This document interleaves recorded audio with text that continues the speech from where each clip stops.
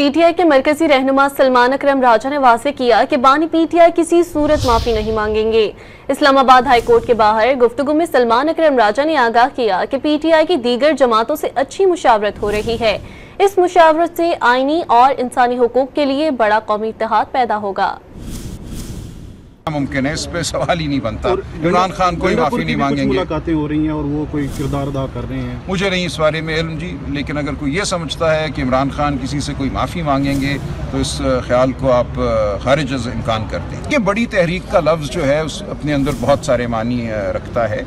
हम फैसला मुशावरत से करेंगे। हमारी गुफ्तगू बहुत अच्छी चल रही है JUI से, दीगर जमातों से, सिंध की जो जमातें हैं, हर जगह हम आगे बढ़ रहे हैं। हमें नज़र ये आ रहा है कि एक बड़ा हमागीर कौमी इत्तेहाद जो है वो पैदा होगा, जिसका मकसद इस मुल्क में आइन की बहाली, इंसानी हुकूक की बहाली और मैं बार बार कहता हूँ शराफत की बहाली होगा। मुमकिन है, इस पे सवाल ही नहीं बनता। इमरान खान कोई माफ़ी नहीं मांगेंगे। मुलाकातें हो रही हैं और वो कोई किरदार अदा कर रहे हैं। मुझे नहीं इस बारे में इल्म जी, लेकिन अगर कोई ये समझता है कि इमरान खान किसी से कोई माफ़ी मांगेंगे तो इस ख्याल को आप खारिज अज़ इम्कान कर दें। ये बड़ी तहरीक का लफ्ज़ जो है उस अपने अंदर बहुत सारे मानी रखता है।